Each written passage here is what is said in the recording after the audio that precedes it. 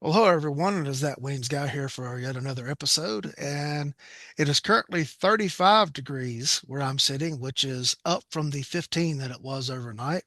We got 3 inches of snow here in my little corner of Georgia, and we're putting up with the summers that we put up with. We shouldn't have to put up with snow. And this was after an ice storm last weekend that knocked out all of our power. Mm. But at least we didn't have any power outages tonight. Uh, but hey, it's cold. We're getting through it. And yes, Dale Miller, I know you're going to chime in and say it's not cold in Minnesota, but my August would kill you. So that's just remember that. Joining us today is Mr. Doug Deaton. How are you, sir? Doing great. Glad to be here. You've been on the show once before. Yes, sir. One time before. All right. You told a great story about a mental health. Yes, right. The clown, the dancing clown, Yeah, a lawyer. Yeah, right. yeah. I I love that clip of that. I have played that to classes Did since then. how did they like it? There, there's some amusing aspects to it, but then they also get righteously indignant Yeah, towards the yeah. lawyer about Good, that. good. Yeah. Um, I think we talked about it back then. I had no idea how much functional crazy there was in the world Yeah, until I started working this job. yes, absolutely. People that are perfectly normal in every Mhm. other aspect of their lives, except for whatever it is that they're crazy in. Yeah. Which we've probably seen some of that going on recently in the news. Oh, yeah. And, it's people that by and large are able to get through life, but they've got just enough off to Yes, be basically tortured in some way. that's right. That's right. And become obsessed about whatever the cause is or the triggering event, person, incident, or, and that's how you end up with people that are licensed professionals that are going out into public and doing Mhm. things that you just would never expect somebody like that with that level of education and knowledge to do, behaving in a way that is, I mean, just beyond the pale. Um, so you never know what's going to trigger somebody. Yeah, and it's also just baffling to me how again they can be perfectly functional except for one little area. Hmm. Or and here's the sad part is people that are doing something they're not a danger to themselves. They're not a danger to others, but they are clearly living a tortured life, and there's nothing that we can do to intervene for them at that point. No, no, you cannot. Because, like you said, they're not a danger to themselves or others. It's sad, it's tragic, might be disturbing even. But without that danger, there's nothing that anyone can legally do. And as you're alluded to, I'm quite certain that some of the fixations that we're seeing right now are probably some manifestations of those issues. I'm not a psychiatrist, but I agree. I agree completely. I don't Yeah, think you need to be a mental health professional to see that in some of the when you evaluate some of the displays and behavior that's going on out there. yeah. All right. Well, if I were on the president's press team, I will be telling the president we need to be doing all sorts of other things to soak up media attention to get Minnesota and ICE off of the front page. But I'm not on the president's media team. I have a podcast. Right, right. That's it.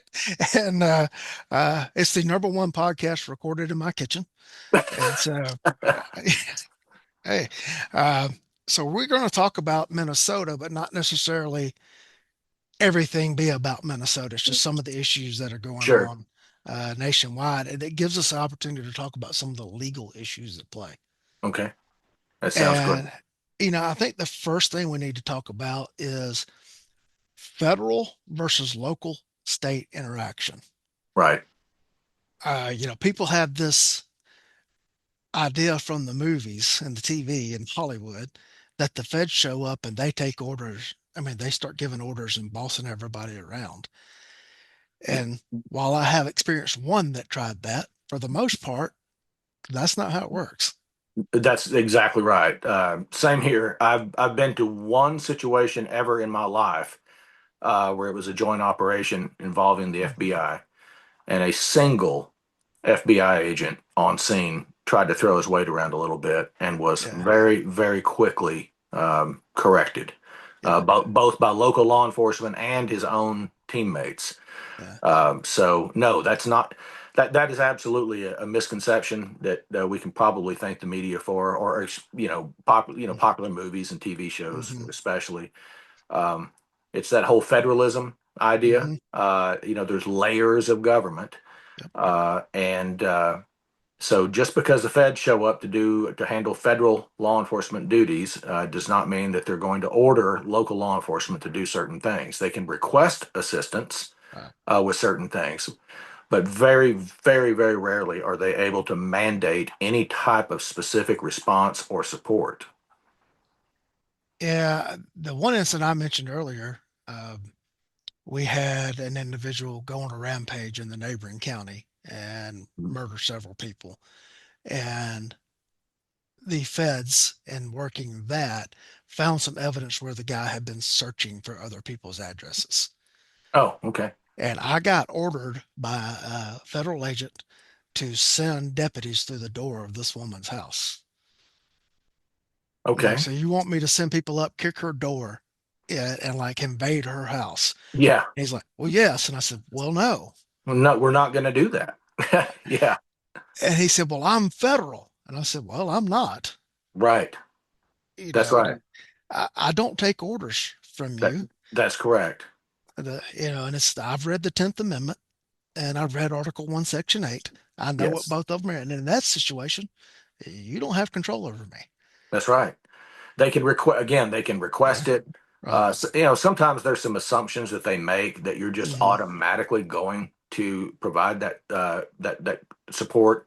Right. And your door kicking example is a great example. I won't give a too lengthy of one, but we had a similar one where I worked. They asked for two SWAT guys to come out and support them on this, Hmm. some kind of search warrant or arrest warrant operation. And when we got out there, it was clear to me that they had not really thought things through.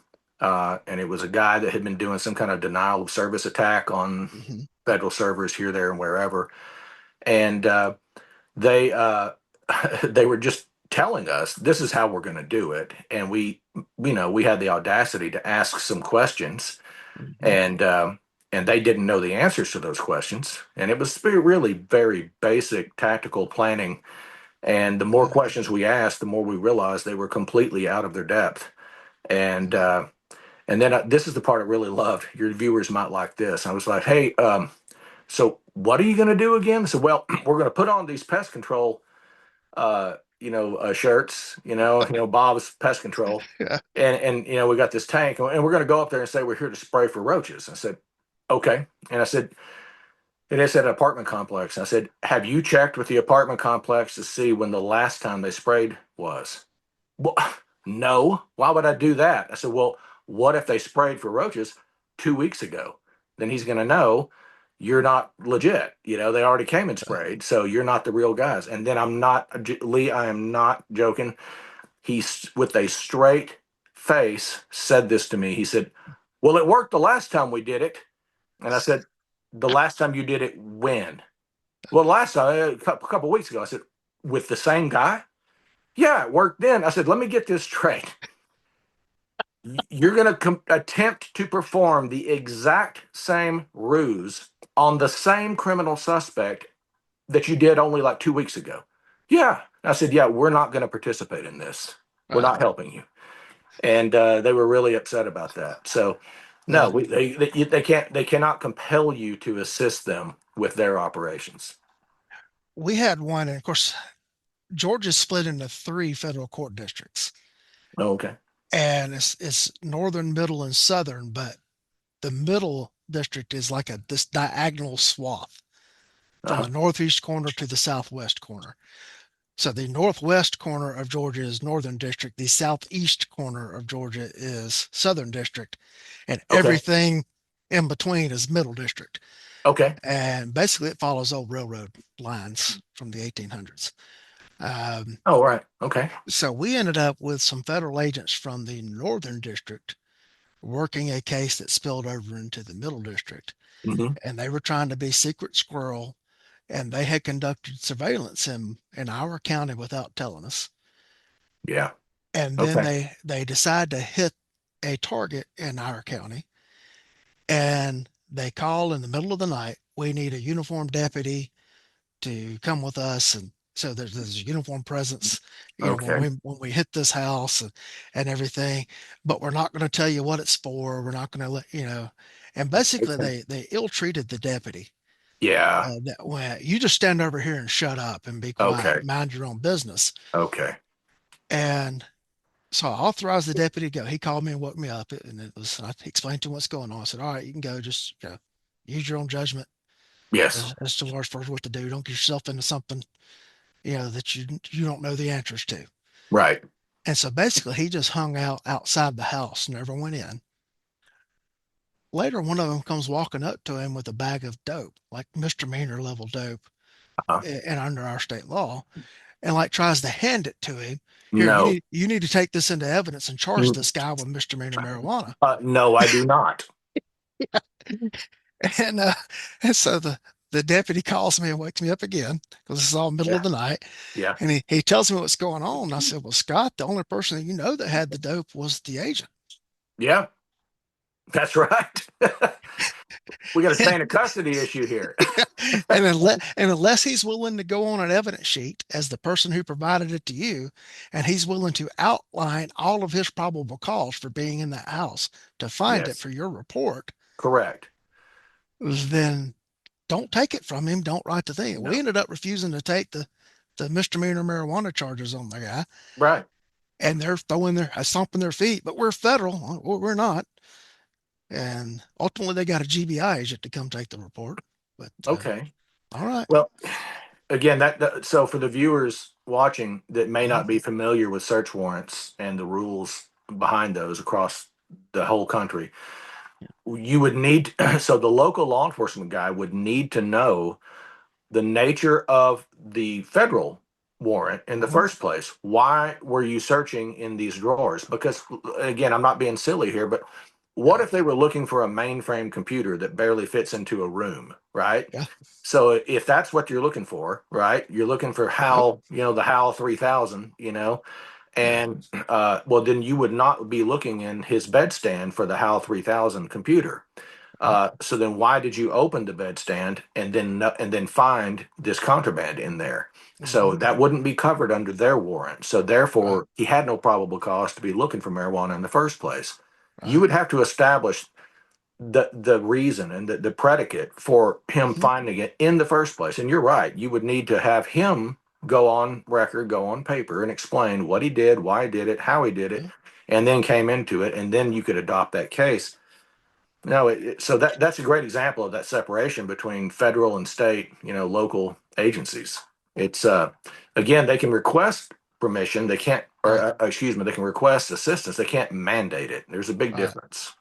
Right. It's like we're happy to go along, Yeah, and so that somebody sees one of our people there, they know it's legit, so they don't start shooting at the sure, agents that right. are approaching the house and everything. Perfectly normal. Yeah. Usually that's done with a briefing ahead of time, Hmm. at a facility somewhere. Right. I've been on several operations that were there was multiple federal agencies involved. Hmm. You'd have, for example, DEA, ATF, and the postal inspectors there. Or another one I went on, they had IRS along for the ride. Oh yeah. And they would tell you, hey, whose responsibility is this, that, and the other, and they would make it very clear this is what we've Hmm. requested. And then usually a supervisor from the local agency gets up there and says to everybody in the Yep. room, this is our role in this, here's what we're doing, here's what we're not going to do. So Yep. everybody knows what everybody's duties are. Yep. That's usually how it's supposed to be done. To your point, and I'm going to use the phrase scope of the search warrant. Yes. Yeah. We would always brief what the scope of the warrant was before we went into every personnel, like, because like you may be a night shift guy that came in to help us do this warrant, and you're not privy to all the investigative stuff. But Sure. before we would take you, like, look, this is the scope. We are looking for a big screen TV. Sure. So don't open any drawers that can't hide the big screen TV. But if we're looking for the big screen TV and it's remote, There you now go. we can look anywhere the remote would be. Correct. But the other thing the public might not understand is that once you find the items that are listed on the warrant, You stop. you're done. That's correct.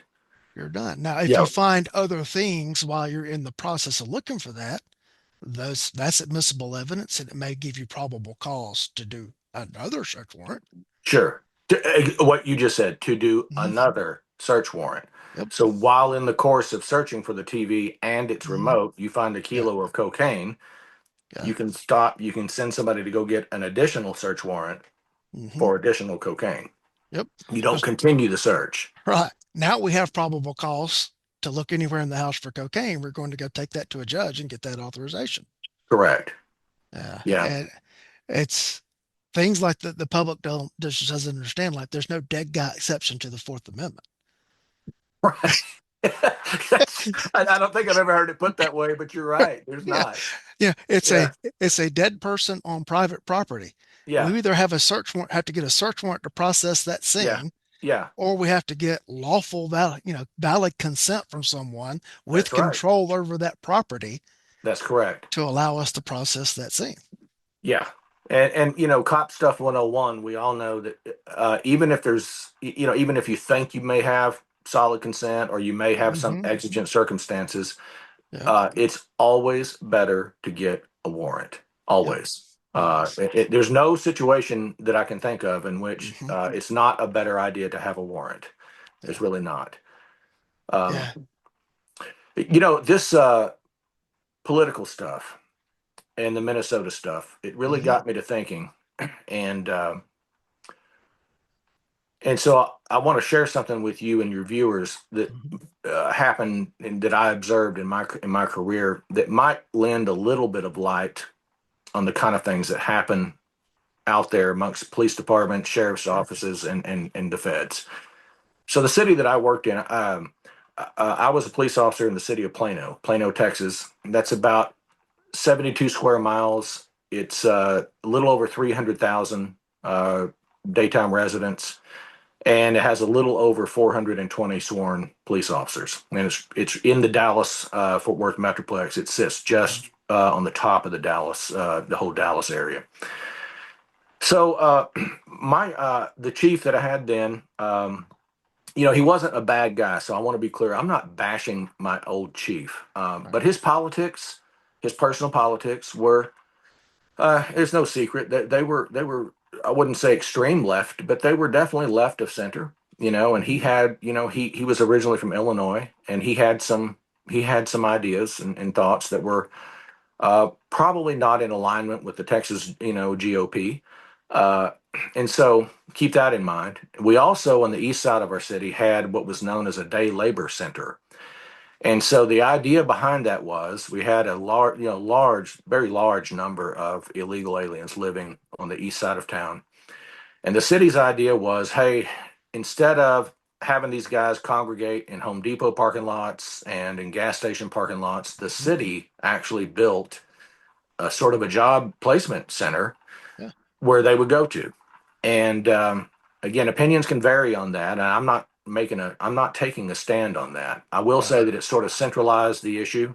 From a community oriented policing perspective, it takes Yeah. the problem and it displaces it and moves it to a different place. Hmm.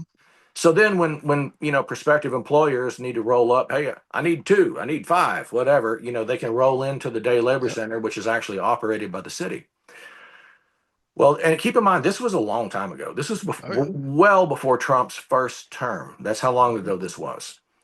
Hmm. So, the immigration authorities started doing some operations in our city, and they were chasing people down, and they'd requested assistance from patrol units, and there were some patrol guys that did that. They assisted and so forth. Well, uh, as one would expect, eventually you have a couple of uses of force here and there involved in Hmm. those kind of things. And so the chief, I think probably with the input of city legal, the chief said no more. We will not assist immigration authorities in purely immigration related enforcement action at all, Hmm. period. We're not doing it because it puts a lot of liability on the department. It's not, we're not actually, we're a local, city, municipal slash city slash municipal police department. Our job is not to enforce immigration law. Okay. Now, so we didn't, and that was it. Now I want you to fast forward to after oh, I hate it when I do this, Lee. I'm really embarrassed. I shouldn't have. The horrible Newtown, the Newtown, Hmm. mass shooting, the school shooting. Yeah. When it absolutely did look like, at least in the public sphere, that the AR-15 was probably going to be banned. And there was a lot of talk and chatter about gun control and what was going to happen.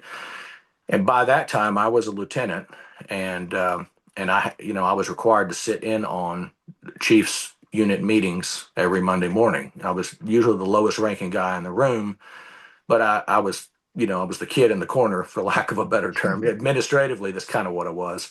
And I got to hear all the captains and assistant Hmm. chiefs and the chief himself and kicking these things around. And so the question did come up. Well, hey, chief, what happens if the ATF and or federal authorities request our assistance with confiscating firearms?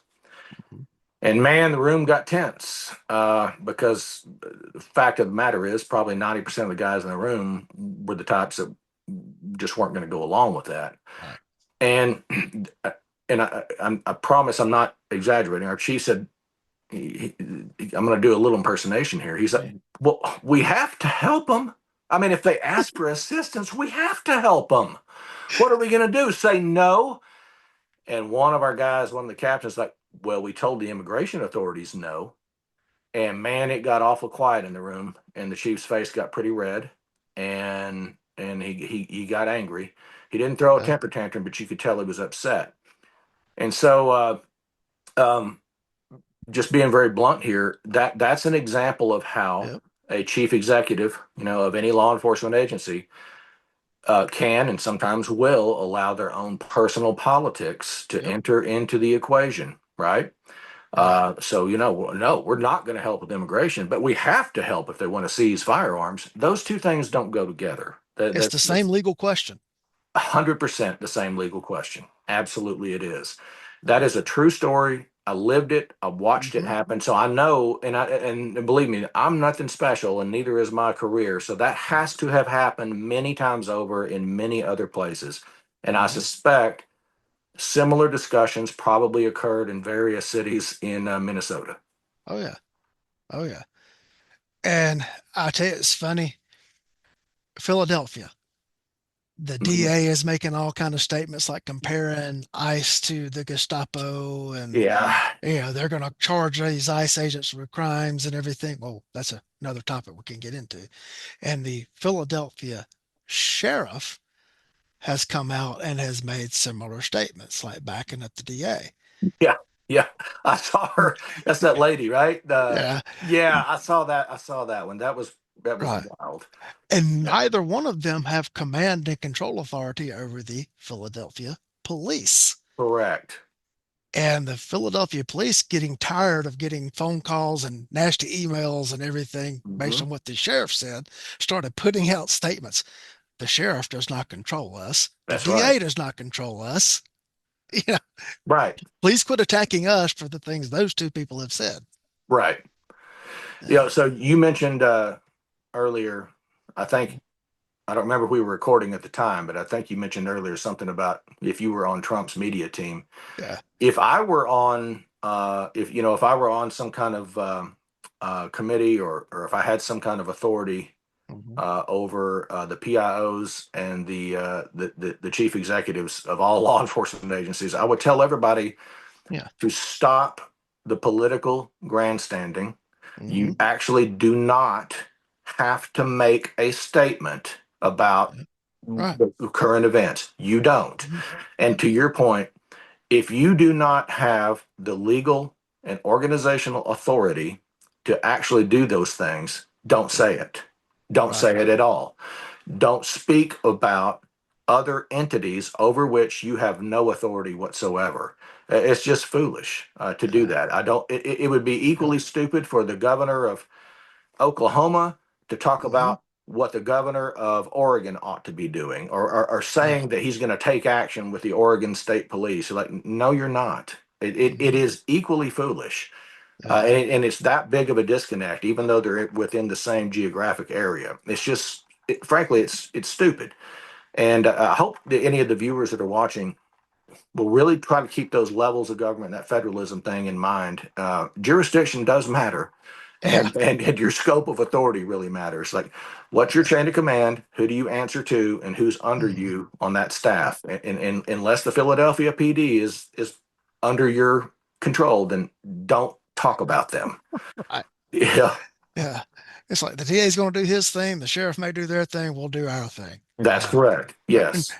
I used to always say to people, yeah, because I was the PIO for the sheriff's office for 12 years here, Hmm. and it's like we don't have an official opinion on that. I know that's not going to stop you from assigning an opinion to us Right. about which to get mad, whether or not we adopted that opinion.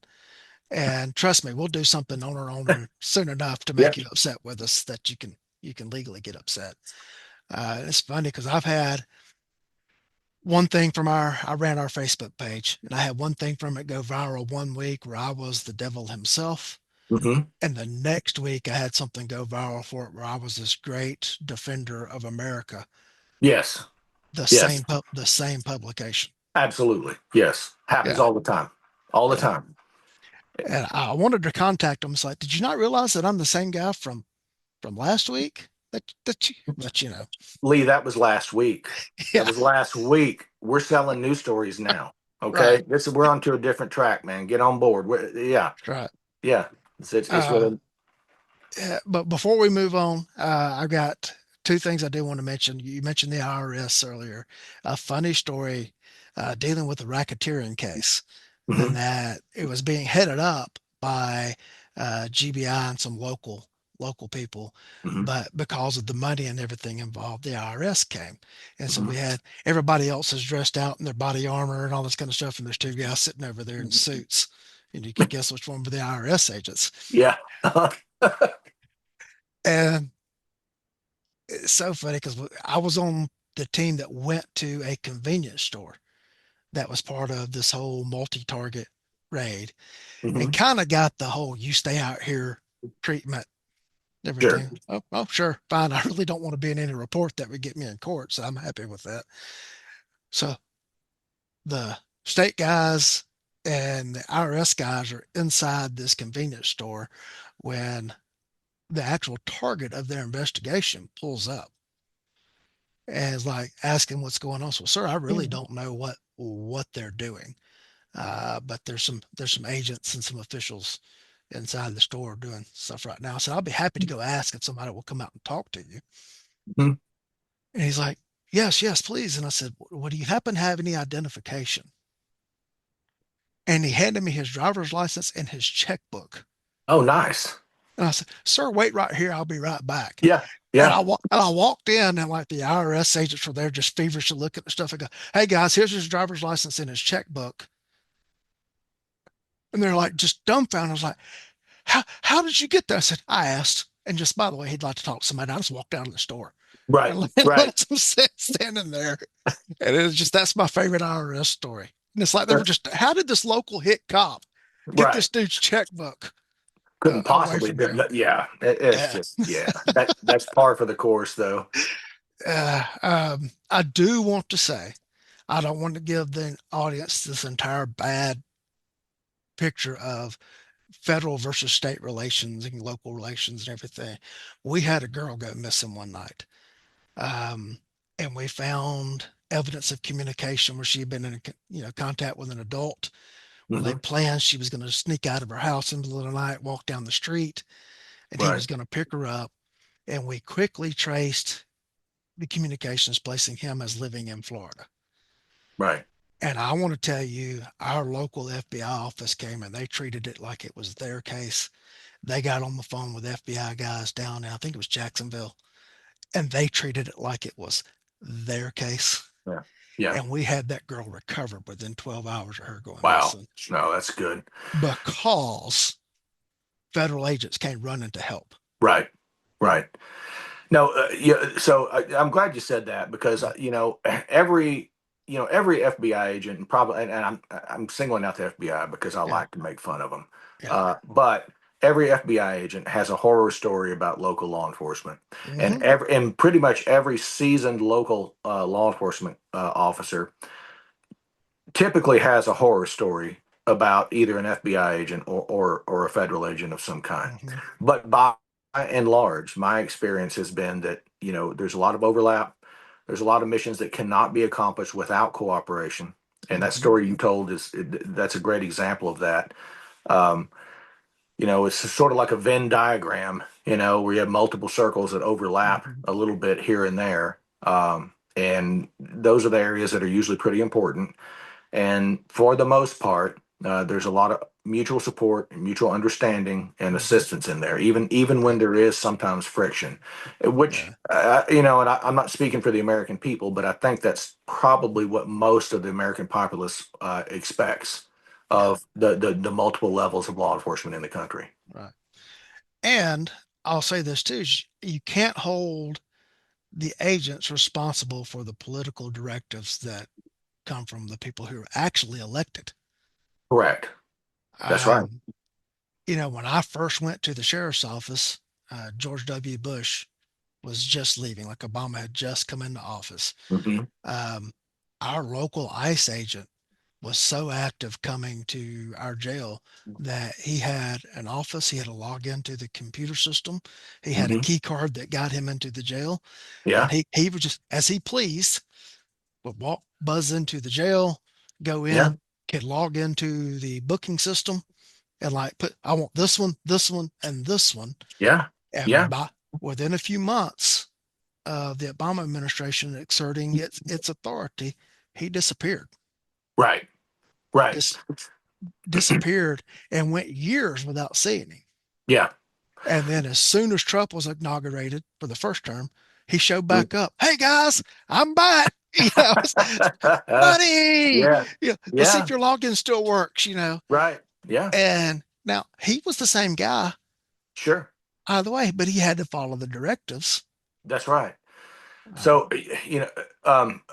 for people watching that don't have any law enforcement experience, so you have to keep in mind that when you get a new president, mhm. it takes a little bit of time because that president is going to pick different department heads, right? Yeah. He's going to pick an attorney general, and that Mhm. attorney general is going to set the tone for the entire Department of Justice. And then there's going to be, sometimes, not always, but sometimes there's going to be new people picked, department heads for typically not FBI because that's more of a longer term, but you get DEA, ATF, Mhm. whatever. And then you get those U.S. attorneys. And this is the part a lot of people miss the point on. Those U.S. attorneys are handpicked by the attorney general. And so you get this trickle down effect, and it takes a little bit, just like when you first start your coffee pot, you don't get the coffee immediately. It Mhm. takes a little time. You hear it start to percolate. You hear some stuff going through, and then you see the first few drops. It takes some time, but eventually all of those different positions are staffed. And Mhm. for the most part, those positions obviously are going to reflect the will and the intent of the chief executive.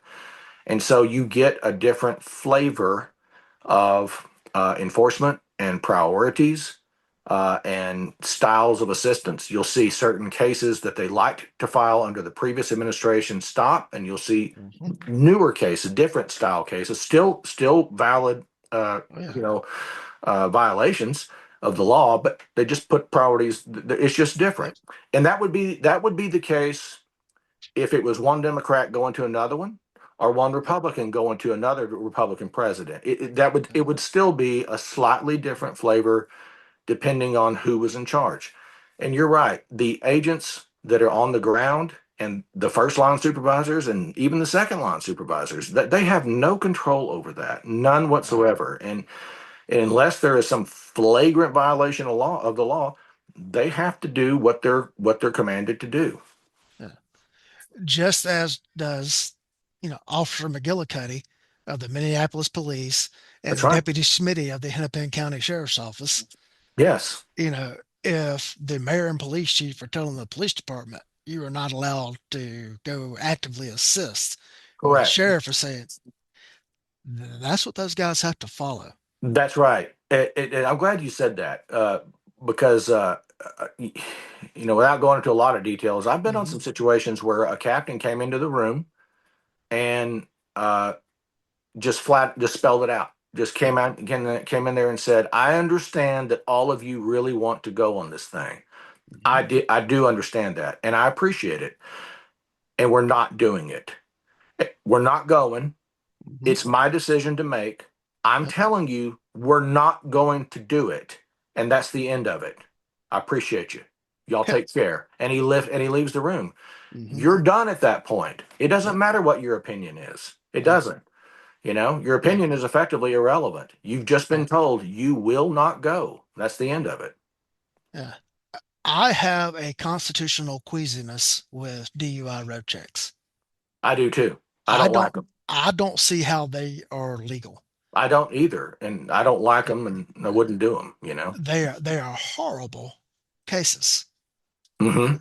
How did you see the person drive? How can you testify they were less safe? So your entire DUI case is based on the intox printouts or the blood test. Right. Of course, if they did complete field sobriety exercises, you would have that. But you didn't see any driving Right. to indicate less safe. So I think they're horrible cases, much less the constitutionality of it. And when I was a sergeant with the PD, we had a new deputy chief come in and he started involving the PD in road checks. Oh no. Yeah. And I sat down with him and I said, Major, I'm not going to put you in the position of me violating an order and you having to discipline me. I said, however, I have an issue with these. And I explained my Hmm. issue with him. And I said, so how about this? If it comes down to a situation where you have to have me work for manpower needs, Hmm. I will come in and work shift. And someone who would normally be working shift who Right. does not have the same philosophical idea, if they want to go work the road check, we just swap. Yeah. And he said, that's acceptable. We Yeah. can work with that. Uh, so I end up as chief deputy at the sheriff's office. Well, under Georgia judicial decree, you have to have someone of a command level approve a road check. Yeah. Simple. Now I have the big pen. I want to prove them. Right. But my county was still within the state of Georgia.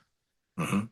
There was nothing I could do to stop the Georgia State Patrol Nothing. from doing road checks. No, there's not. And, we're here right next to the University of Georgia. They Hmm. would love to set them up after the EJ football games. They would want to set them up in our county. Right. And they would arrest so many people on these DUI road checks, it would fill all three of our holding cells, and if people were standing up in them. Right. Yeah. And then we had to start using the exercise yard in the jail as a holding cell. Right. Yeah. And when they would want to schedule these road checks and everything, they always had some like clever operation name for them and everything. Hmm. And I was like, I am not going to authorize any of our sworn personnel Yeah. to go be part of the road check. However, to facilitate the people being booked into the jail, I will provide jail transport vans that will come to the scene of the road check. And when you arrest people, fill out the paperwork, we'll fill up a van and we'll come. Mainly because it made it easier on my jail staff. Right. It's already going to happen no matter what. You can't Right, help that. So you might as well right, try to make it as efficient as possible. right. So why force a situation where I have a line of Georgia State Patrol cars wrapped around the jail, Yes. bringing these people in piecemeal and it leading to hard feelings and stuff like that? So I will cooperate to the level in which I am comfortable cooperating. Right. And sometimes it worked out well. Sometimes people got mad. And Yeah. but you had to get So, yeah. so you had mentioned, about the cooperation issue Mhm. and legality and obstruction and so forth. So, Yeah. I think the elephant in the room Mhm. on the situation in currently in Minnesota, and I think we've seen the same thing in other states. The first time they burned down a bunch of Western a bunch of places in the western states, Yeah.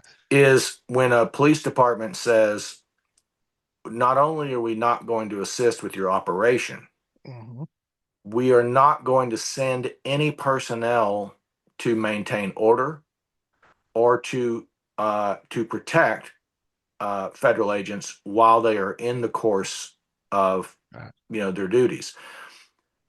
And that's where things get a little bit sticky Yeah. because if it were any other group, if it were, let's just group A and group B, Hmm. whatever the cause is. Okay, I mean, Yeah. communists on one side of the street, John Birch Society members on the other side of the street. Okay, and they were two completely diametrically opposed organizations, and there was a danger of civil unrest, of violence, Hmm. of escalating property damage, etc. Most police departments or state police agencies or Hmm. county sheriff's offices, metro PDs, whatever, would send personnel for the purpose of maintaining order and keeping Yeah. the peace. That's Hmm. part of the whole peace officer Right. title.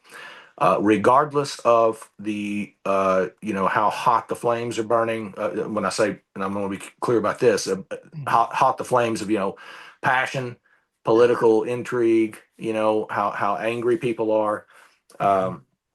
Um, that's typically what you would expect to see. So, for example, when a white supremacist organization shows up, to do their thing on the town square, but what you typically end up with is about six times more counter protesters who show up, and then the police are there.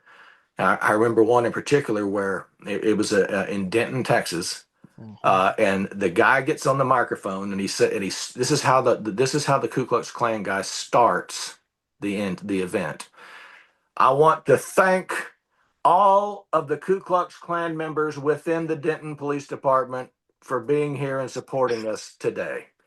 That's so you can imagine the crowd goes absolutely berserk. I mean, that's like right out of the professional wrestling playbook, right? I Yeah. mean, just Yeah. generating heat. Yeah. So, if you have a federal agency that is out there doing something which is constitutional, it Hmm. is legal, it's understood that there's a certain segment of society or the populace who doesn't like it. So, it's understood that there are some political actors who have brought in perhaps some outside Hmm. people to protest it. Yeah. Um, but what we're dealing with is unrest. We're dealing with violence. We're dealing with property damage, not only to the property that's being used by federal agents, Hmm. but the surrounding property just in the setting where the thing is happening. And then you have a police department or a city which overtly says we will not send anybody down there to establish order, to maintain order, or to Hmm. protect anybody. That's where you get back into the political issue, like I mentioned with Hmm. my old police chief. Yep. Are you allowing your personal politics to influence your decisions about public safety and maintaining order? And Hmm. I think that's a dangerous line to stand on. Yeah. I think it would be great for some media type to flip the question on the governor and the mayor up there in Minneapolis. It's like, so let's say the ATF was here Mhm. confiscating firearms. Would you be willing to assist the federal government at that point? Sure. You know, See how quickly, yeah. and it's funny how ideological positions have flipped back and Oh, forth sure. in Right, this whole thing. right. You know, people who a month ago hated guns but are now ardent supporters of Oh, the Second right. Amendment, That's and really people funny. who campaigned on protecting gun rights are now, but he showed up with a gun and two magazines. Hmm. Yeah, Right. Yeah, I'd love to yeah, ask them, hey, so, we've got all these abortion protesters yeah, outside of an abortion clinic. The feds are going right. to come in here and arrest every last one of them. Yep, Are you willing to show up and assist with that and see what their reaction to that would be? right. And so even if the locals there in Minneapolis, the sheriff, the state police, they don't want to help with the immigration stuff, Sure. fine. They don't Fine. have to. It's fine. The feds can't order them to do that. But how do they stand by and allow like a mob to take over a hotel lobby and destroy property? In, Why in, are the in, locals allowing that to happen? Like the local populace, why are they allowing that to happen? Correct. So, maybe I'm out of line, but my, Hmm. my view on that is that it's dereliction of duty. Hmm. You've now, you've literally decided that you will not adhere to one of your primary missions Hmm. for your agency. Yeah. Again, you don't have to agree with what the federal agents are doing. You No. don't have to act in concert with them. You don't have to assist them in any way, shape, or form. Uh, but I would think that you should be down there to maintain order, to Yeah. maintain public safety, Hmm. also, allow people to protest, to assemble peaceably per the Hmm. Constitution, assemble peaceably, even to seek Yeah. redress, of Yeah. grievances and so forth. Say what you want to say, but there may be some other people who want to do the same thing. Ultimately, you're supposed to be there to protect, life, Hmm. liberty, Yeah. property, and freedom of expression. And Yeah. that means everybody's freedom of expression. Yep. So when they just wash their hands of it and say we're not coming, Hmm. and then and quite frankly, Lee, when you see some of these politicians literally standing shoulder to shoulder with people who are known to be Hmm. somewhat extremists, who are known to be activists, it obviously begs the question of where do your loyalties actually lie, and Right. what's the basis of this decision? Yeah. Yeah. And of course, I'm kind of curious as to how ICE has been doing these operations all over the country for the last year, and Mhm. there had not been any violent confrontations. And then Right, all of a sudden, all this corruption gets exposed right, in Minnesota yes, that is linked to several of the politicians that are yes, standing out and kind of fanning the flames here. That correct, all of a sudden we have basically a subversive organization established correct.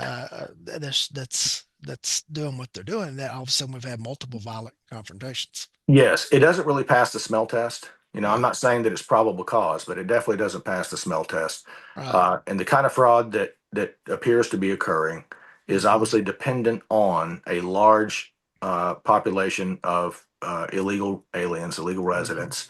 Yeah. It appears to be sort of a, almost a Ponzi scheme that cannot exist, but Yeah. for a rather large organization like this. And when you begin to take away the very things that are enabling that kind of corruption to occur, and then you see Hmm. what is that old saying, the old Southern's a hit dog hollers loudest, The bit dog box first. Yeah, yeah. And so it's like, man, you sure are upset about this. Yeah. No, it does really make you think about that. And then, of course, there's also that issue of, and this is not conspiracy theory Hmm. thinking. Some of this stuff is very well documented. Yeah. It was documented during the Ferguson riots, documented in Seattle, the Seattle riots.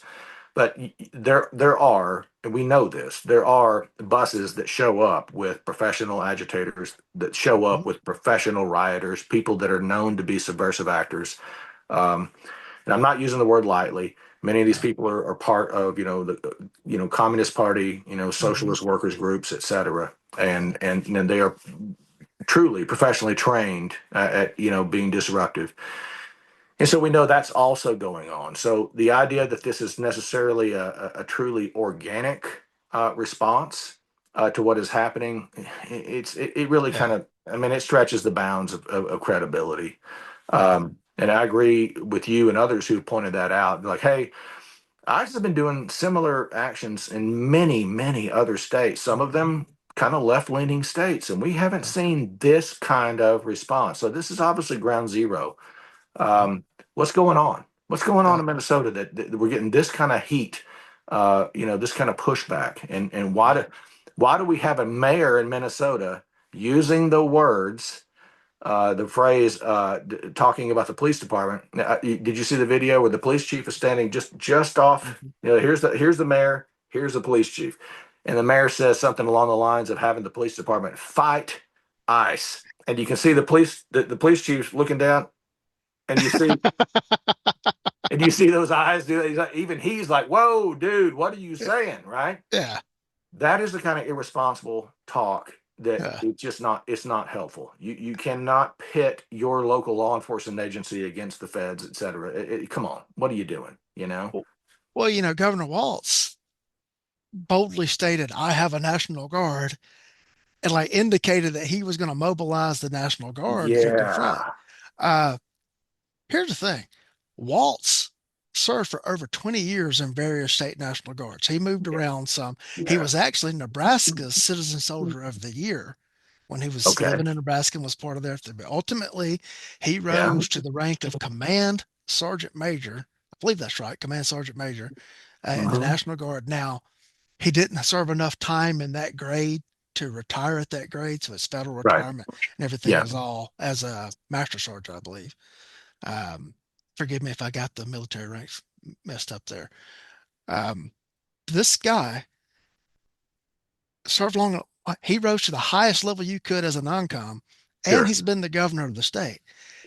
He's got to know that Yeah. the president and the secretary of now secretary of war, uh, Yeah. one stroke of the pen, and all those guys are federalized. That's right. He knows better than to say things like that. Yeah, and that does fan the flame. Yes, it And does. one of the things we discussed about talking about tonight was there's a difference between not helping and there's a difference between actively obstructing. That's correct. One is not illegal, Yes. the other is. 100%.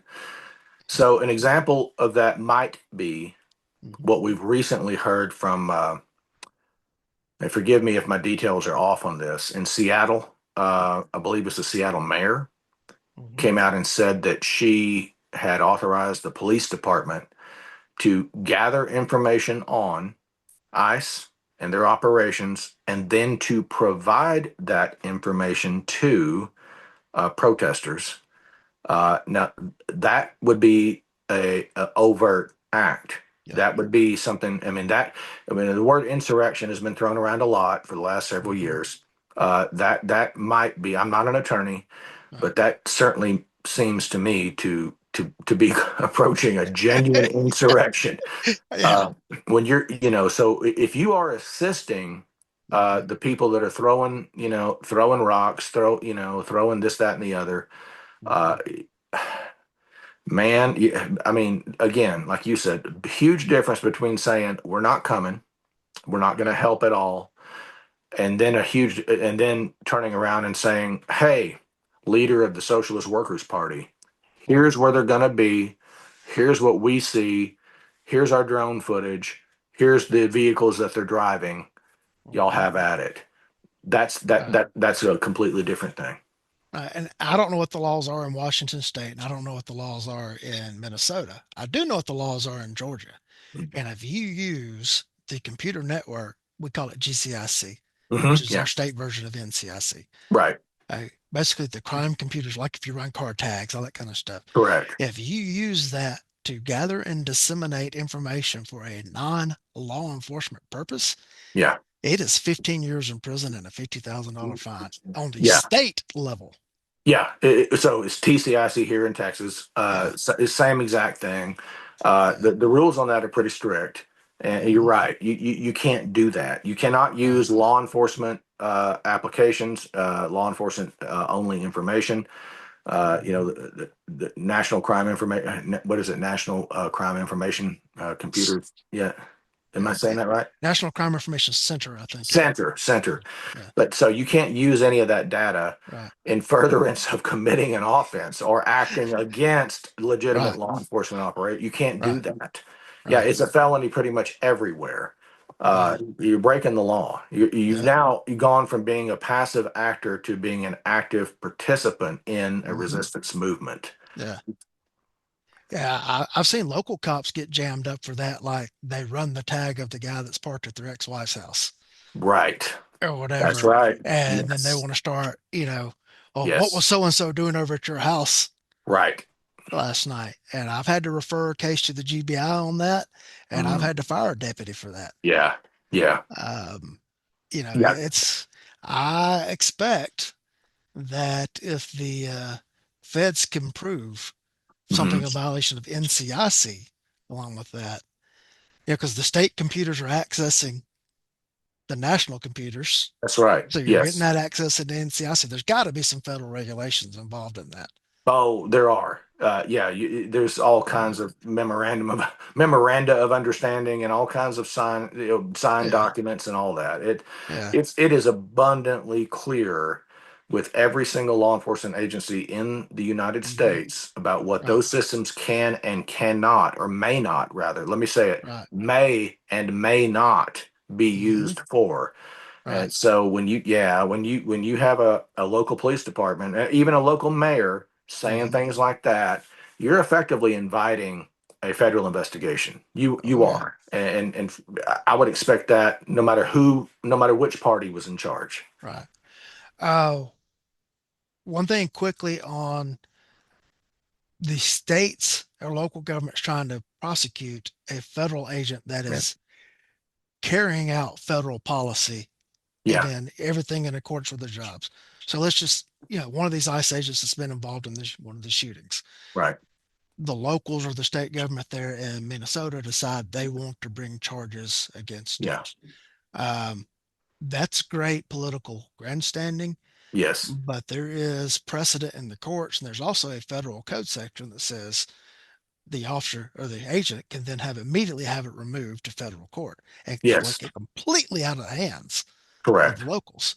Now, I'm willing to bet that if Minnesota charges one of these agents, the case is going to immediately get removed to federal court.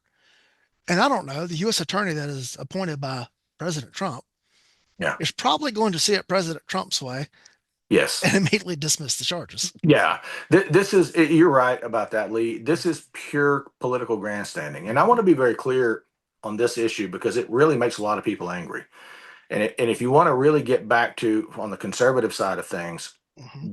the hot button, the hot potato that will really get people's blood boiling is Mm-hmm. Lon Horiuchi, Yep. the sniper with the FBI HRT, Mm-hmm. right, who shot Randy Weaver's wife while she was Right. holding their baby. Okay. Right. And Idaho brought charges against him for that. Right. Okay. And again, even maybe it was a district judge. It wasn't some local municipal judge. Right. Even that guy in his write-ups pointed out that he'd never in his life seen federal agents so Mm-hmm. willing to lie. There was all kinds of horrible things that happened there, Right.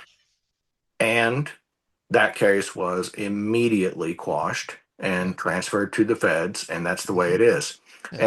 And that's one of multiple cases like that. Your blood Yeah. can boil Yeah. all you want. Yeah. All of us are allowed to have an opinion on it. I have an opinion on it. I don't Yeah. like it sometimes. Yeah. But the fact remains, whether we Mm-hmm. like it or not, if they are in fact acting under the aegis of the federal government Mm-hmm. within the scope of their federal authority, and they do something there which results in injury or death, that will be handled at the federal level. It will not be adjudicated at the Right. state or local level. It just Right. won't. Yeah. Again, get irate about it all you want, but that's the way it works, and it's the way it has worked for many years. It's not something Yeah. new. So when you get a local DA, Mm-hmm. even a state, a state AG level prosecutor or a mayor or some other political head, and they get up there and they say all of this stuff. Again, it's not much better than the old wrestling interviews Mm-hmm. where they get on the, I want to say, let me tell you something. It's no more credible than that. It's Right. literally the same thing. They are Yeah. whipping up their base, right? Mm-hmm. They're pandering to their base. They're getting the Yeah. support that they want, Yeah. and they're saying it as they know, as the words leave their mouth, they already know in their mind this is never going to happen. It's Mm-hmm. never going to come to fruition. And even if we do put charges on this guy, it will be transferred to the feds within Mm-hmm. about 24 hours. And as Yeah. they're on the mic saying it, they know it. Yeah. So What I can't get over is that so many adult Americans believe it. Stop. What are Yeah, you doing? Stop yeah, believing this stuff. yeah. And here's the thing: they get their win just by getting the indictment. Yes. And look at that, the evil, whichever Yes. administration took it away from us, and then Yes. They stole yeah, it from us. They yeah, stole the indictment from me. Right. Like, oh, they're okay. defying the will of the Right. people, and Right. whatever. Yeah. Yeah, yeah, it's almost as ridiculous as somebody saying they're looking forward to their day in court. Yes. Right. No, I'd No, you're rather really not. not. I'd rather not. You're really not. Uh, One thing about Horiuchi, and I was reminded of this recently, he was charged in Idaho. It got quashed by a federal judge, Hmm. but a en banc panel of federal judges reversed that federal judge's opinion. And by the time that had done, the local DA's office had changed hands Oh, in I didn't. Idaho, I didn't. and Wow. the now current DA let the case go. And so it never I did got to not the know that. yeah, so it never got to the point of Wow. transferring the case out of Idaho court to feds and the U.S. attorney just dismissing it.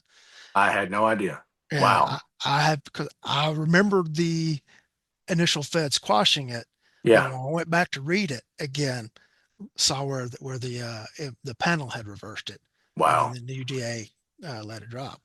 Um, but here's the thing: Bill Clinton was the president of the United States. Janet Reno was the attorney general. Right. You think they were going to prosecute their FBI agent Absolutely that not. was doing their deal? No. Probably not. No. And again, I'm not saying I don't have a very strong opinion on that, but Yeah, at some yeah, point you get down to it, it's like, well, we all have right, opinions, but right, they're not actionable, and it's nothing's going to yeah, come of it. right. You know. And, and so we can both agree to now, 100%, that this show will never be sponsored by a particular rifle company. That's true. I thought of that. Yep. Which is okay. This show's not sponsored by anybody, but Yeah. except for whatever random ads play on Spotify. Yeah. But one other topic I want to touch on with all this tonight. Uh, Most people, unless they like really live up under a rock, are familiar that we had an unpleasantness in this country between 1861 to 1865. Yes. That period of Unpleasant. time, uh, that period of time goes by numerous names, Yes, it does. uh, The depending War of on. Northern Aggression. Uh, I refer to call it the failed War of Southern Independence, Yeah. Some uh, people do that. because the South, I was going to say we because I am Southern. All my family served in the Confederacy. That was alive back then. We did fire the first shots. We did. There's no getting So, around it.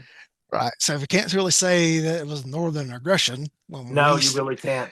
when, I've been to Fort Sumter and yep, looked at it and read about it, walked the grounds and yep, looked around, realized, man, yeah, they baited these guys into firing those shots, but then yeah, they took the bait.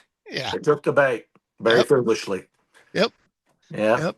That was a case of hot-headedness 100%. overweighing sound Correct. tactics. Yeah, That's absolutely right. right. So we all know how that turned out. Hmm. Then we all know that the Ku Klux Klan rose up Yes. in the immediate years. Now there's multiple evolutions of the Ku Right. Klux Klan. Right. It did start as kind of a social, or had some starts as kind of a social organization that rapidly turned into a Yes. political persecution Very quickly. But yes. organization. Yes. Nathan Bedford Forrest gets vilified Yeah. for being part of founding the Klan, but when it switched, Bedford Forrest resigned. That's correct. So I want nothing to do with what this is becoming, That's right. right? Little bit of trivia. They used to meet at the Maxwell House Mm-hmm. where they ground coffee Yep. at that place, which is actually Yeah. where Maxwell House Coffee got its name. Yeah. Yeah, but yeah, it is true. Yeah. Yeah, Yeah. Nathan Bedford Forrest did in fact resign and Mm-hmm. separated himself from what it turned into. Yeah. It, and the more modern uh, version of the Klan had its greatest power in Indiana, not in a southern Yes, state. that's correct. They A actually, lot of people forget that. yeah, they actually got a Klan member elected as governor in Indiana in the 1920s or somewhere around in there. Yeah, unbelievable. Yeah. Yeah, and they also had a substantial following in Illinois and Yeah. Ohio, of all Hmm. places, staunch Yeah. Union states. Yep. I can't get over that. But yet, you're Yeah. right. The most powerful they ever were was in Indiana, of all Yeah. places. So to combat kind of the initial versions of the Klan, once it started to switch from social to political slash Hmm. terrorist, I'll say it, terrorist organization. And that's what it was. Yeah. Yes. Um, the federal government passed a series of laws that were collectively known back then as the Ku Klux Klan Acts. Mhm. Now, you also have to look at, since we're talking about federalism, the Bill of Rights did not initially apply to the states. Right. They only applied to the federal government. We can have some great um, exclusionary rule discussions on that as well, but Yeah. then the history that went through the courts. But in that same time frame, the 14th Amendment was passed. Hmm. And in the 14th Amendment, it says no state shall deny Correct. yada yada yada of their due process of law.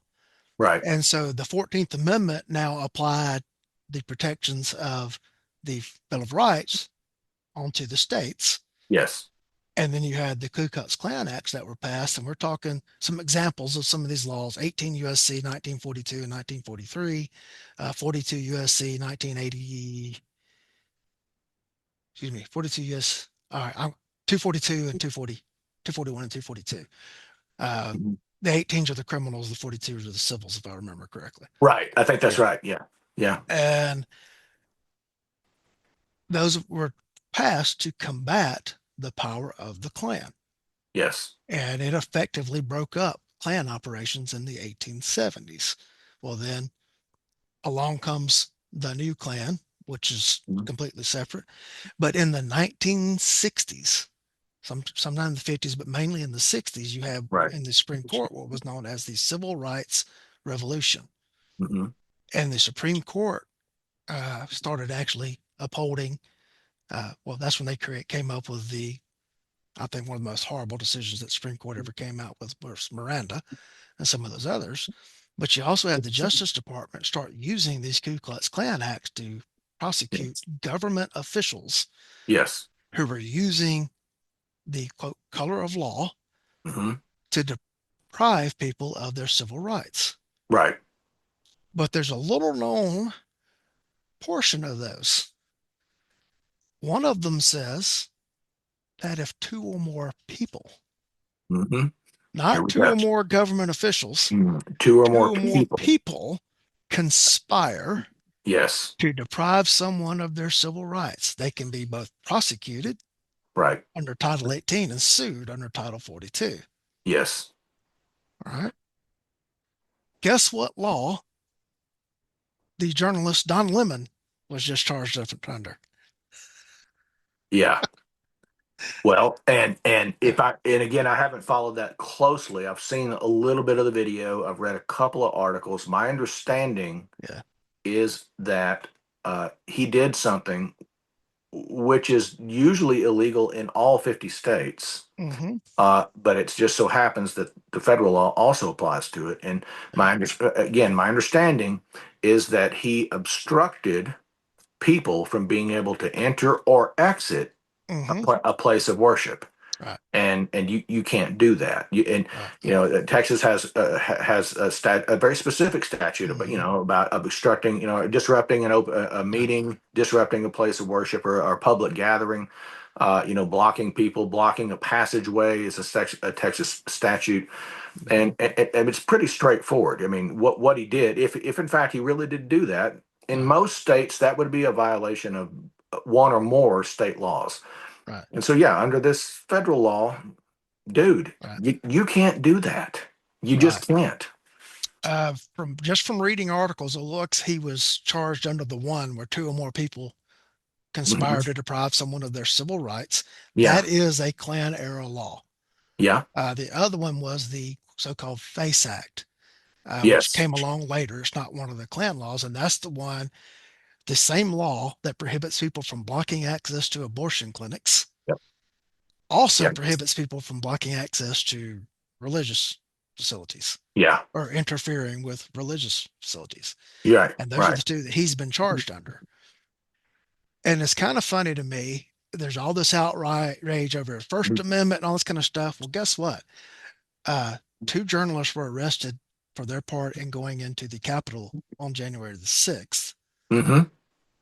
and filming it, participating in it, and then selling the footage to news outlets. Yeah. Where was that same outrage then? Right. Where was that outrage? Right. Yeah, Yeah. Where was the outrage when Ashley Babbitt was shot and right. killed? And you didn't see that. I Yeah, mean, I know I'm jumping ahead a little bit, but right. it's funny. It is a case of, I think it's fair to say we see Hmm. multiple cases of selective outrage, Hmm. right? Yeah, Um, just as the old saying, it yeah. all depends on whose ox is being gored. Right, Who, right. what is your flavor of the month? What are you really upset about this month? And it's Hmm. funny when you get the inverse of it, you get a Hmm. very different a different set of opinions on that. Right. The other thing we all know in law enforcement is that any law uh, will eventually be used uh, against groups or people, that it Hmm. was not originally meant to be used. So, the RICO Right, statutes, those were right. initially meant only for organized crime, Hmm.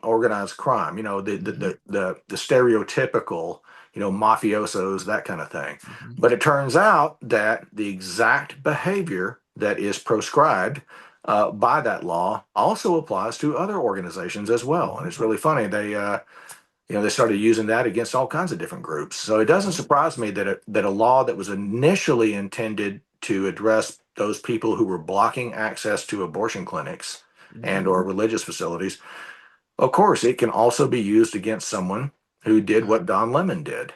Yeah. Um, Yeah, I have admonished several legislative groups, mostly it's local county, but I've talked with some state legislatures as well during like bill drafting session time. And Mhm. they, hey, Yeah, what do you think about this bill to do whatever? And here's the thing, I don't care how minor it is, whether we're talking local ordinance or right. we're talking all the way up to the most heinous of felonies. Yes, No law has any power without enforcement. that's correct. Anytime you have enforcement, you have the potential for conflict. That's right. When you had the potential for conflict, you had the potential for use of force. Mhm. And when you had the potential for use of force, you had the potential that someone dies. That's absolutely right. Don't pass any law, be it a local ordinance over grass cutting, Yep, up to the most heinous of things, unless you're willing for someone to die over that's right. That's exactly right. So, two it. points Yeah. on that.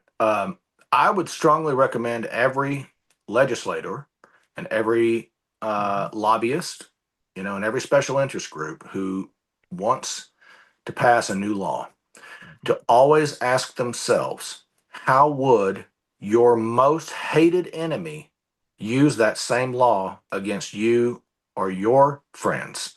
Hmm. How could a reprehensible person that you despise take that same law and apply it to you? Yep. That you need to steel man that thing pretty strongly. And I remember I went to one of my police leadership classes that I was in, along, the command college they called it, Yeah. and they brought in all kinds of different people to give us lectures and this, that, and the other, and one of them was a philosopher, and he had some good stuff, but he was talking a lot about foundations of Hmm. law and ethics and civil behavior, and our notions of right and wrong and where we get these different codified laws, etc. And Hmm. he got a little upset with me because I said that at the end of the day, no matter what the law is, regardless of what it covers, if you fail to comply with the law long enough, eventually men with guns will come and they will Hmm. force you to comply with that law. Right. And he didn't like me saying that. And Yeah. he tried to get me to come off of it. I said it doesn't Yeah. matter. I said it doesn't matter if it's a city ordinance violation. If it Hmm. doesn't matter if it's a minor issue. If you continue to ignore the warnings from whatever the local authority is, Hmm. and you say you will not comply, and you refuse to comply repeatedly, eventually men with guns will arrive on the scene. And when that happens, there's going to be a high probability that force could be used. Right. And I still stand by that. I do. Yeah, He didn't like yeah, it, but it's true. yeah, And so be careful what you legislate. Be careful what yep, you wish for, yep, because it's absolutely could lead to violence, and it hmm could also lead to it being used against you when yep, you least expect it. yeah. There was one of the big cases out of New York City. I forget the guy's name, and it's where the officer put the so-called quotes chokehold. All my BJJ guys, don't get mad at me if it was not a chokehold. I'm using the language of what was in the Uh-huh. media. This, um, on that guy outside of the convenience store, Oh, right. and Yes. the guy Uh-huh. dies. Yes. The offense was he Yes. was selling loose cigarettes. For those that are Correct. not familiar with loose cigarettes are, is you buy a pack of cigarettes and then you go out and you sell the cigarettes individually. Correct. Well, he was standing outside of this dude's store Yep. selling loose cigarettes. So people were coming to the store to buy a pack of cigarettes. He's like, well, I'll sell you one for whatever amount it Right. was. And they would buy that one cigarette that they needed to satisfy that fix and go away. Mhm. Well, the store owner's mad. One, because this guy's violating the law. And one, he's costing me business. Yeah. And the individual was in violation of New York law. Yes, he was. And so the police get called. The officer shows up. The guy puts up a fight Yep. and he dies. Now, he was not, kind of to back up on what I said earlier again, he was not killed because he was selling loose cigarettes. Nobody walked up and executed him for No. that. No. However, the enforcement of that law Hmm. led to confrontation to which he did die. Correct. Yes. All right. And so, it's easy for people to look at that Mm-hmm. from the hindsight view, right? The Mm-hmm. 2020 hindsight. Yeah. But ask yourself, so what if a store owner, and my understanding is that particular store owner had called multiple times, Mm-hmm. that that suspect had been a problem multiple times, and lots of Right. contact with the police. Right. So what are you supposed to do? Tell the store owner we ain't coming? We're not Mm-hmm. going to do that. You Right. know, we're not doing anything about it. Mm-hmm. And so, I mean, if you say you don't want the police to enforce that law, Right. that's what you're actually saying. You're saying, Yep. I don't want you to do anything about this. Right. Well, he only stopped him for doing five over. Okay, so then you don't want us to stop speeding Mm-hmm. vehicles. Well, that's not what Yep. I'm saying. Well, it sounds like that's what you're saying. Yeah. Yeah. So, I mean, again, he wasn't Yep. killed Right. because he was selling loose cigarettes. Of course, that's the narrative that went out. Right. And Yeah. you know, When I was in the business of being a field training officer, I told every rookie that I had in my car riding with me, do not turn on the blue lights unless you're prepared to fight to the death. mhm. Yeah, Because and that's good, that's that's what good this may be. guidance. That's exactly what it could be. Right. We've all And certainly we've seen mm-hmm, minor enforcement action, very minor enforcement action, where you're just going yeah. to issue a simple citation and move on, Mm-hmm, get escalated not by the police, but mm-hmm, escalated by the suspect. yeah. I'm not signing that. I'm not Mm-hmm, signing anything. I'm mm-hmm, not going to comply. I'm not going to do what you say. Like, yeah. dude, just please sign the citation and we'll all go on about our business. Right. Because if you don't sign it, I am required to take you into custody. And I Mm-hmm, don't want to do that. right. F you, I ain't signing anything. Step out of the car, you're under arrest. No, I'm not. And now here we go. Yeah. And you end up in a lethal confrontation. Yeah. So your advice to your trainees was Right. 100% correct. Right. You may just be willing to walk up and tell them, hey, you left your gas lid open when you filled up, Yeah, or something simple like sure. that.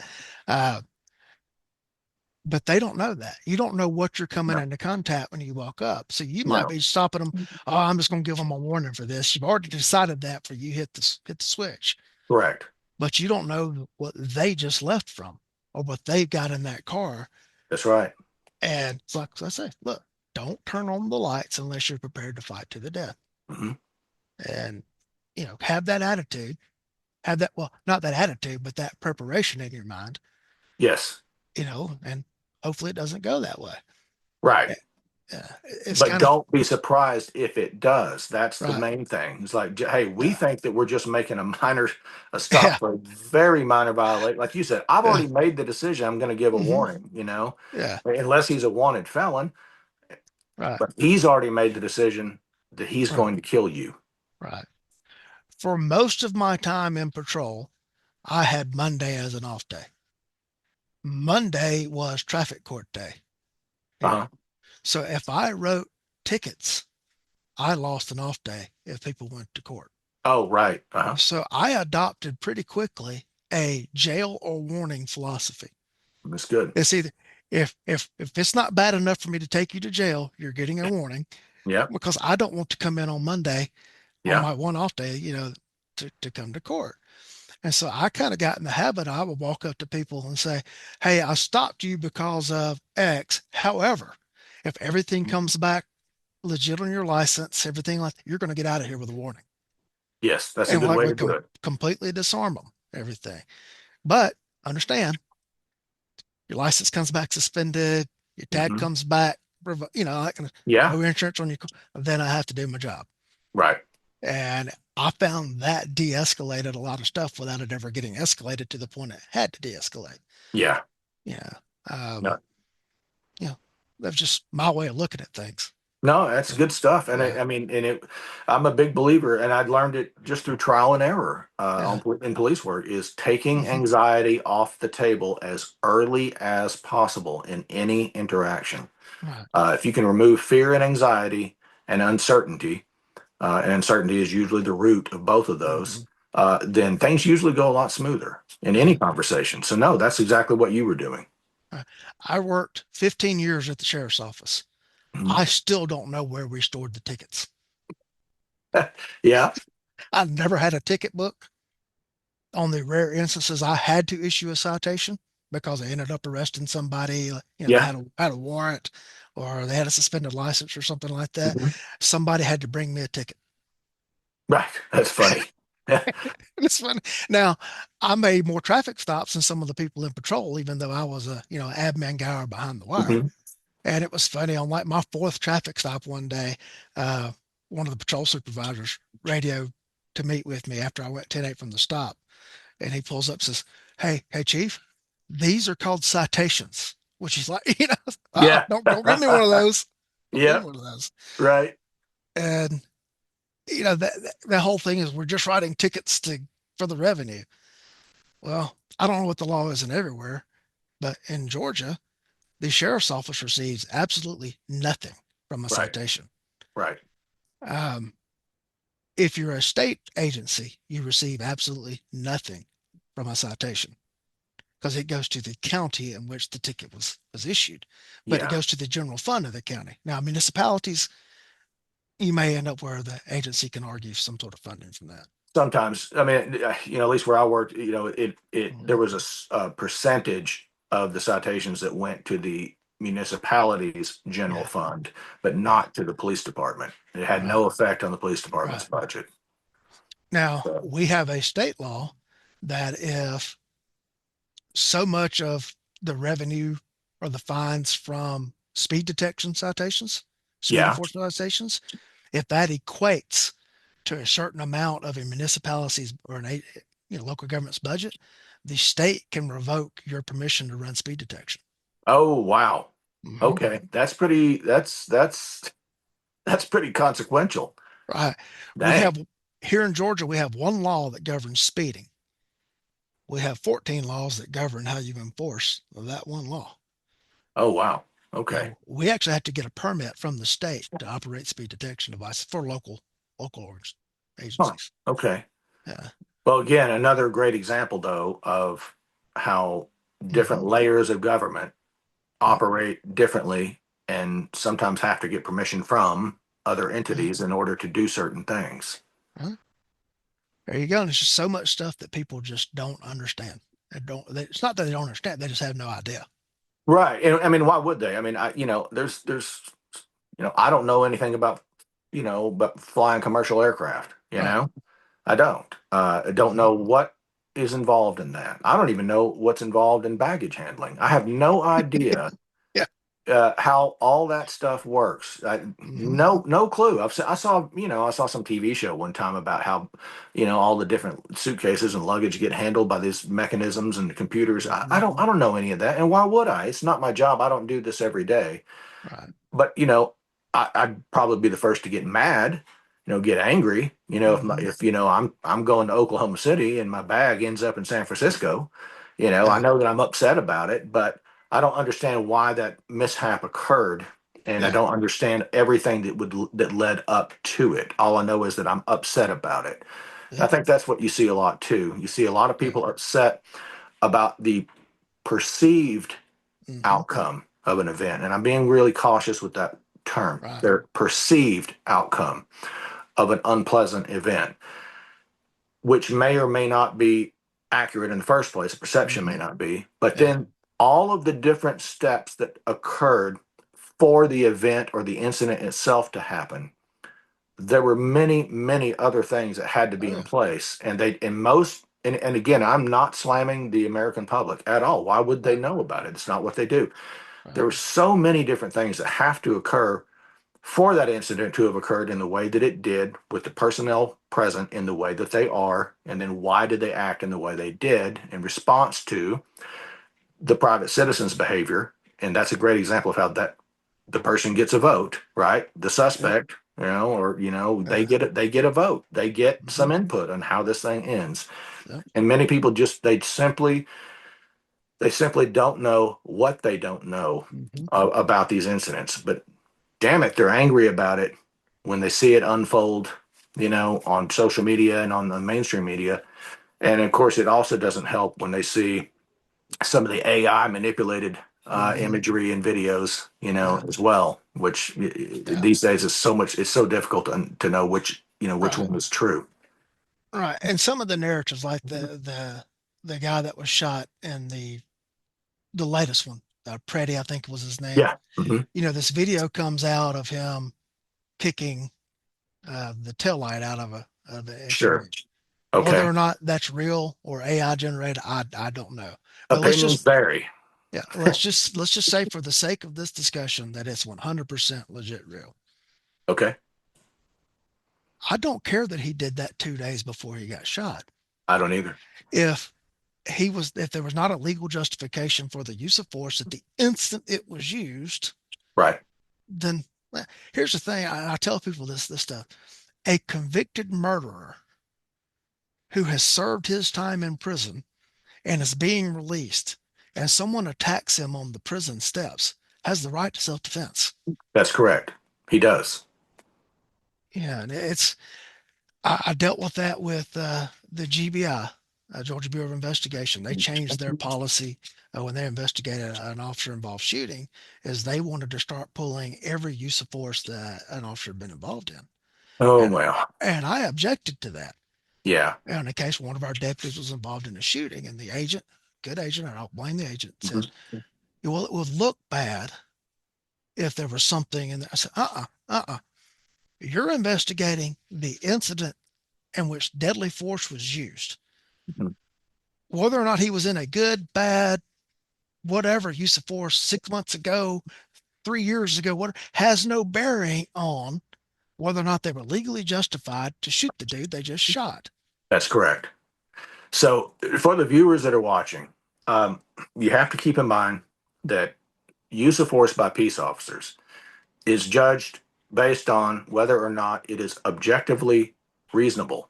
Mm-hmm. It's not a minimum use of force standard. It's not a moment of threat standard. It's none of those things. And the objectively reasonable person, what is a reasonable person? Well, it's Mm-hmm. not a mythical construct, but it's not incarnate either. Right. And when you start to look at what those definitions are, or what that really means, what is the reasonable police officer? Mm-hmm. And so you have to look at, if you took 100 cops and you lined them all up and had them look at exactly, and they knew and they were provided with the exact same information that that officer had, the exact same information that he knew about the person, place, people involved, right? Mm-hmm. His training, what his mission was, kind of that old statement, what did he know and when did he know it? Mm-hmm. And at the moment that that officer made a decision to use force, what was that other person doing? What did he reasonably perceive the other Right. person was doing? And you take those 100 cops and you ask them, not what would they do, but you ask them, what should a reasonable police officer do in that situation? They're not all going to have the same answer. There's going to be a spectrum of Mm-hmm. answers. there's going to be a variety of responses, which most reasonable cops would agree are probably a good response to that, right?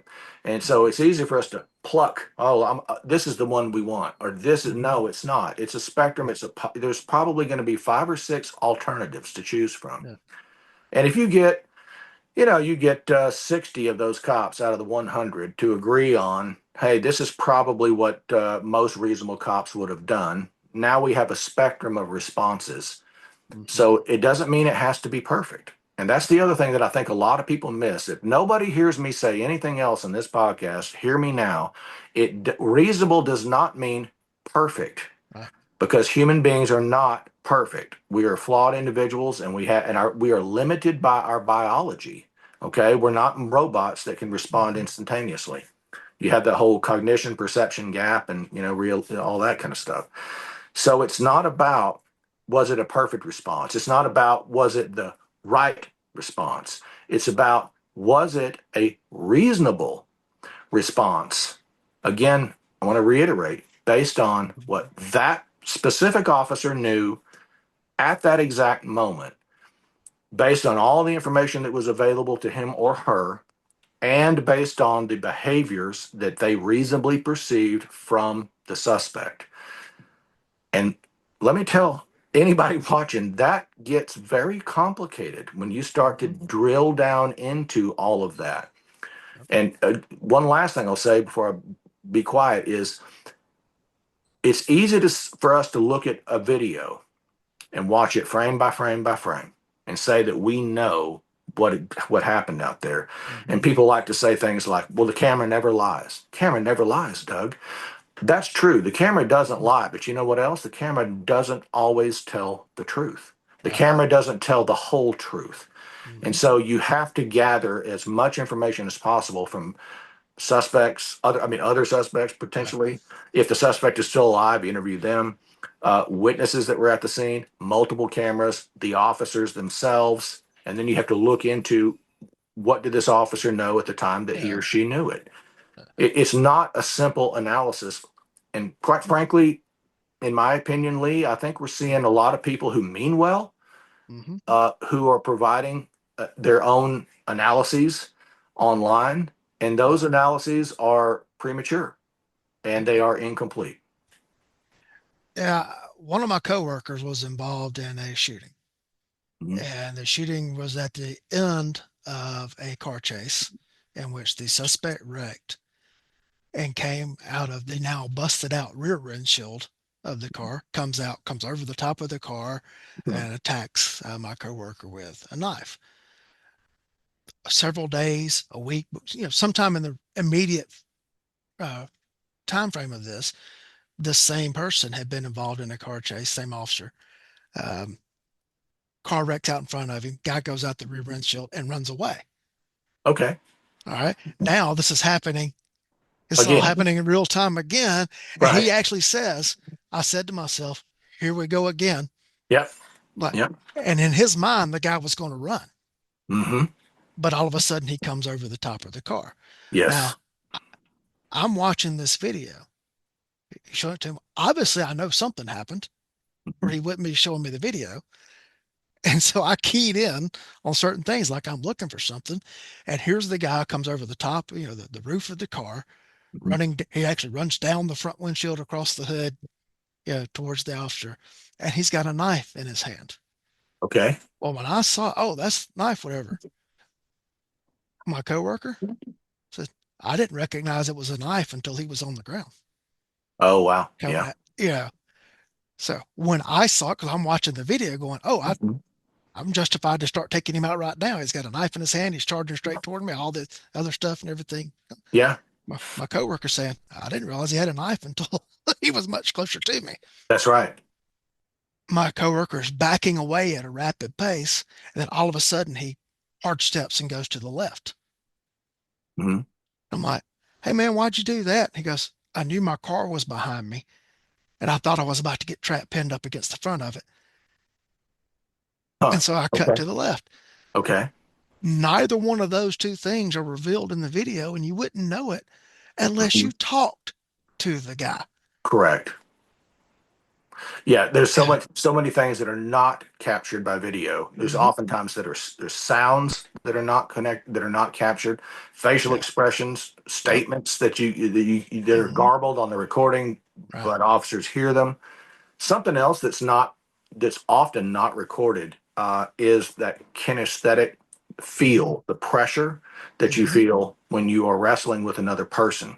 Yep. And it's very easy for all of us to watch a video in which two officers have their hands on a person, and we can try to say, well, he's not really resisting that hard, or why don't they just do this? Why don't Hmm. they just do that? But you can't feel that. An example that I like to give to people: anybody who owns a dog, anyone who owns a dog of any size whatsoever, Hmm. try this experiment with your dog. Any listeners, try this. So if you have your dog, if you put your hand on one side of your dog where he's facing you, right? And you start to push, the dog will push back against you, right? To stay upright, to stay balanced. Hmm. And then you switch and put your hand on the other side and you press, and the dog will press back against you. But nobody who's standing, even a person who's standing in the same room with you looking at that, can see that the dog is Hmm. exerting pressure back against your hand. It Right. just looks like you have your hand up against the dog and you kind of just have your hand Yeah. there. Yeah. That's a minor kind of silly example, but it's a real Hmm. one. Now imagine Yeah. if I were videoing you while you were pushing on your dog on the side, and you bet that dog's not pressing back against him at all, Hmm. right? And this is a minor thing, very subtle thing. You can't see it. So when you have your hands on a guy, Yeah. and if he's trying to get to his waistband in the front, and you have that arm, you can feel the arm pulling away from you, Hmm. going in a direction. So you're trying to hold it back tight against your body, right? Likewise, if or reverse wise, what if he's trying to throw reverse elbows on you? You Yep. can feel that too.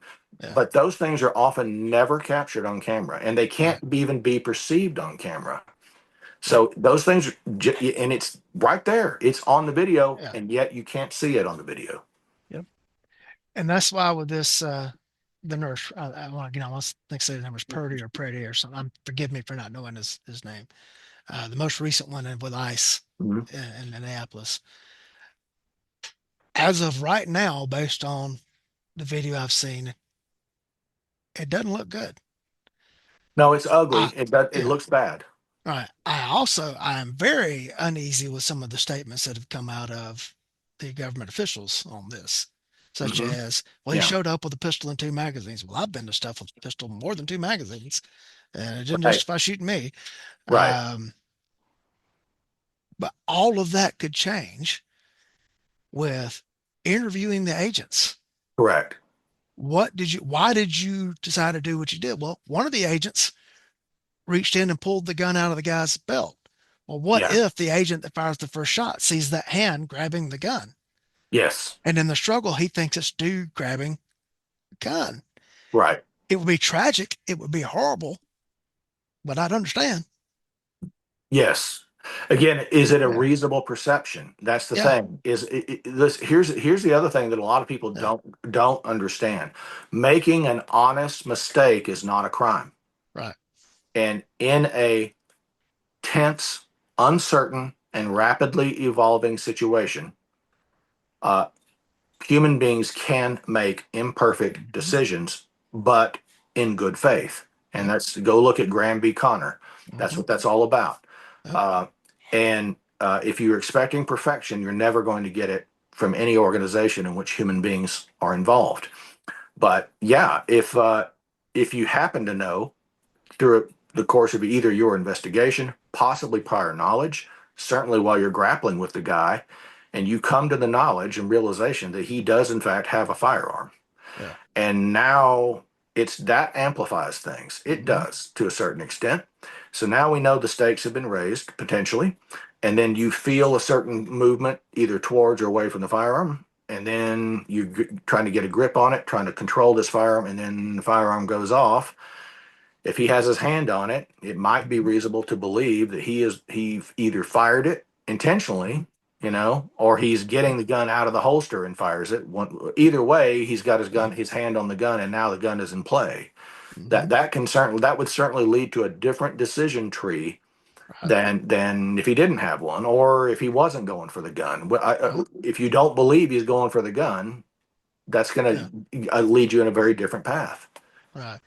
I contend that there's not enough information out on that shooting for anyone to have a valid opinion at this point. I 100% agree with that, and that's another reason why frankly, I've declined to comment on or even like Hmm.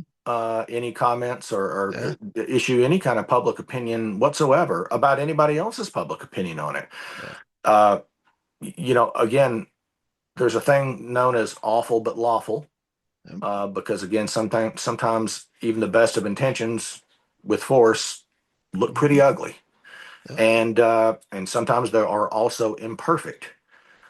But once you know all of the information that was available to those officers at the time, then you realize, oh my goodness, okay, well, I can sort of understand why they did what they did. I don't like it, but I get it.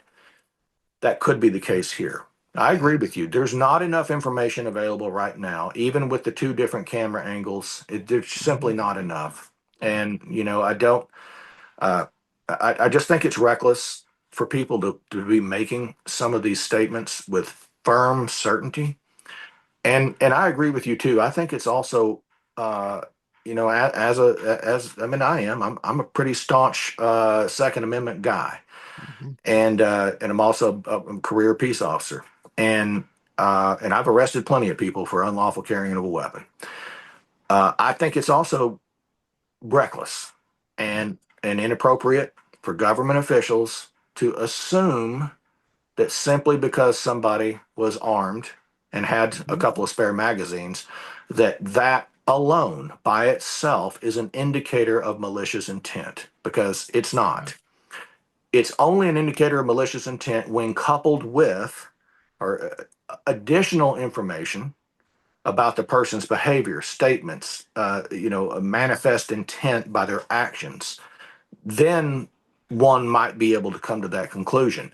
Thus hmm, far, that kind of information hasn't been made available to the general public, and it probably won't be for some time. right. There you go.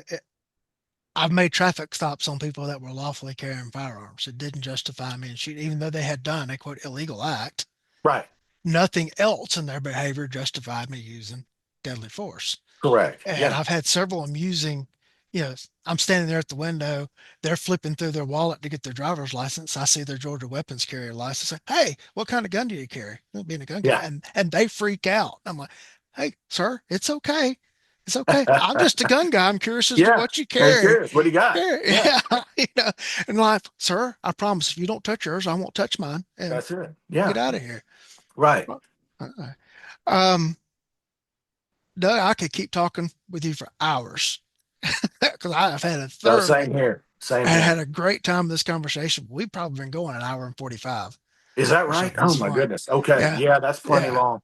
We're gonna yeah. lose the audience. My timer is at 2:08, but I was on logged into the session a few minutes before you got here, and we talked probably Okay. 15 minutes before we started the recording.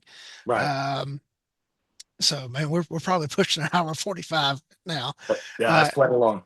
you got anything coming up you would like to tell the audience about? No, nothing really. Nothing in particular. I've been, I'm still working, as a litigation consultant, and every now and then as an expert witness. I've testified recently.